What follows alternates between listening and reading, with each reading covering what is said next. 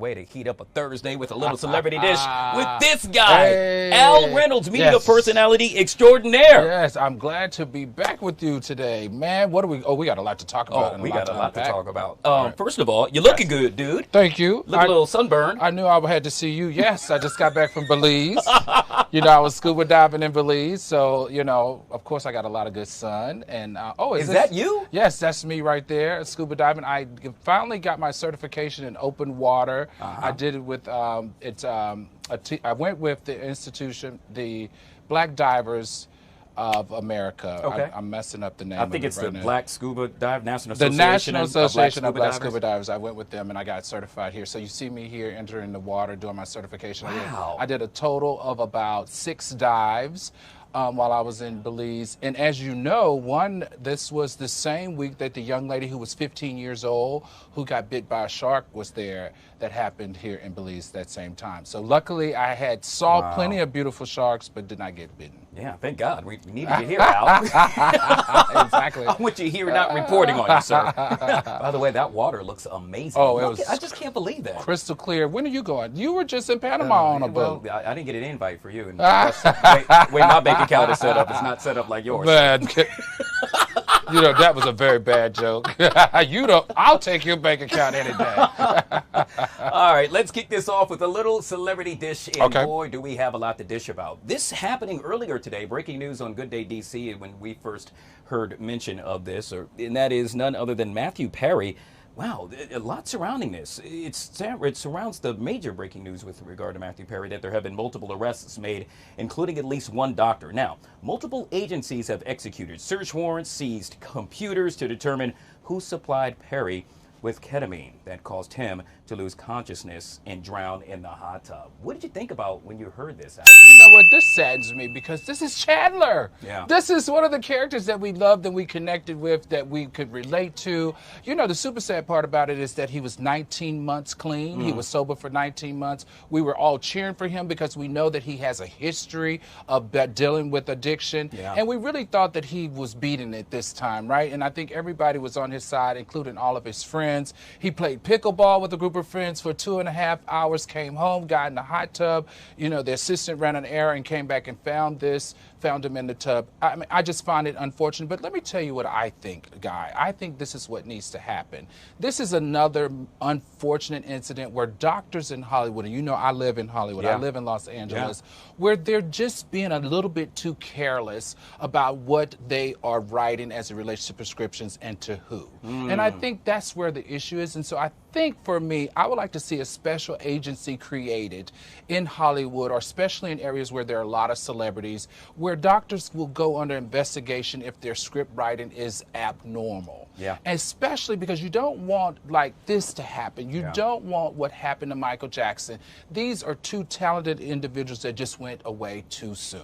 Wow. So I would like to see there be some type of intervention so that stuff like this doesn't happen in the future. I would not be surprised if something like that were to happen. I mean, this is something that we have seen, to your point, time and time again. I am immediately thinking of Michael Jackson, and to think all these years later, we are still dealing with issues like this. That's where, right. It becomes the top story because we haven't really addressed it, we being society. That's right. And the super sad part about this is you can understand because they're under a lot of pressure, they're under a lot of demand, but there needs to still be some type of governing body around not allowing them to do too much too soon. Yeah. All right. Well, once again, that's breaking news happening out of Hollywood where you now reside. Yeah. I can tell you this was breaking news yesterday, Al Reynolds, and that is Usher. His first concert set to get underway last night, but it didn't happen at all. Right before the actual concert was due to take place, Usher releasing a statement on IG saying, quote, "I need to give my body a second to rest and to heal." He is set to perform tomorrow and Saturday before he then makes his way right here to the nation's capital. What are you thinking about this? Listen, he better heal and he better hurry up because he's supposed to be here on Wednesday. And in D.C., we don't like cancellations in D.C. Don't come to D.C., Usher, canceling on us because it will be a problem. First of all, we love Usher here in the DMV. Yep. We love Usher in general, and we know that it has to be a big issue for Usher to turn down or not to show up. We know in the past Usher has only canceled if it was health related, and he's telling us right now that it's health related. So I think as a fan, I would respect him until Wednesday. But Wednesday, he better bring it, because here in D.C., we're waiting for him. If you missed his residency, which I did not in Vegas, it's fantastic. Yeah. Usher he's just like the epitome of one of the greatest entertainers of history, especially when it relates to music. We know that he has a newborn. I think his baby may be more than a year. He has 3 other kids, so he's still a father, everybody, and he still has a very rigorous tour schedule. So I think he owes us nothing for those canceled tours except for a refund, but don't try that in D.C. Yeah. I'm with you on he that better one. not try that here. With regard to that IG post, he kind of did it nice and slow. Right. Okay, yeah. You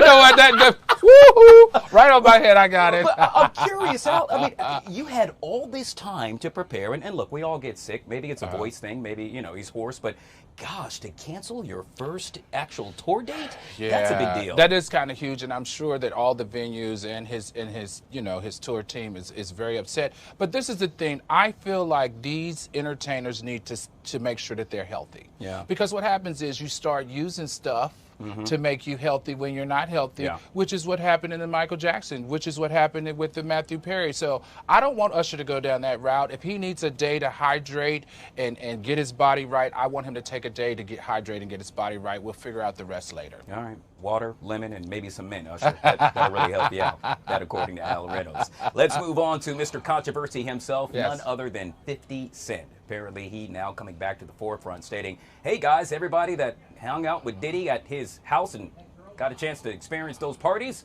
well, guess what? You have some explaining to do. 50 Cent also stating that the number of people who actually attended those parties really don't feel comfortable coming forward because they know of something that possibly went down. Guy, I gotta tell you. Is that, you have something to share? Break right here on the Live Zone? Guy, I gotta tell you, I've been to a couple of those parties, and there's a few things I don't want to tell either. No, I didn't go to like the freak parties, but I have gone to a number. Parties. And that's what they call the freak off parties. Yeah, I did not go to the freak off parties, but I've been to a number of Diddy's parties. They are magical. They are over the top. They are a lot of fun. And I think 50 Cent may be onto something as it relates to the freak parties, because, I mean, can you imagine all the different celebrities and people, key influencers that he has entertained over the years? And just in general, even if it wasn't the freak off parties, do you want people to see you drinking and celebrating too hard or doing something that could be, without explanation, questionable if someone else saw it?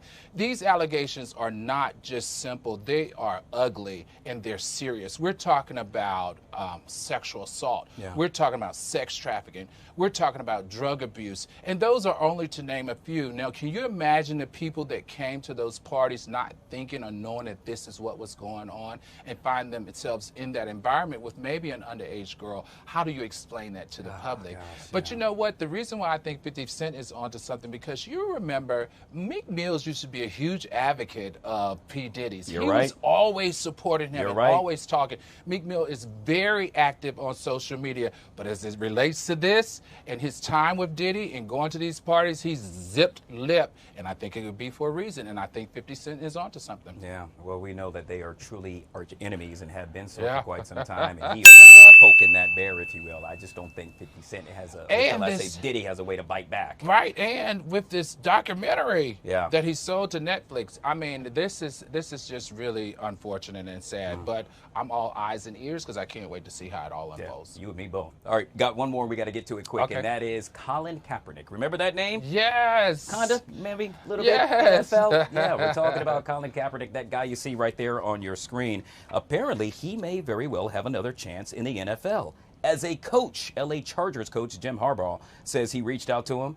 Well, at the time, Kaepernick is out of the country, said, you know what, I got to do some thinking about it, and I'll get back to you. What do you think about this? First of all, you know Colin is our fraternity brother, so we're going to always support him. I also have got to praise him for the social justice work that he's done and the movement that he created, not only in the NFL, but also in America as it relates to racial discrimination and just racial issues altogether. Now, him returning to the league is what he really wants to do, but he wants to return as a player guy, not necessarily necessarily as a coach. And after being out of the league for 8 years, I don't think there's a question if physically he can return. But let's talk about the other stuff like his footwork, his timing, his accuracy as it relates to what you do when you practice every day for a team. Being removed from that from 8 years brings pause for me as him coming back as a player, but coming back as a coach may be a great idea. And we know that, you know, the LA Chargers, that coach, he doesn't play any games and he doesn't mince his words.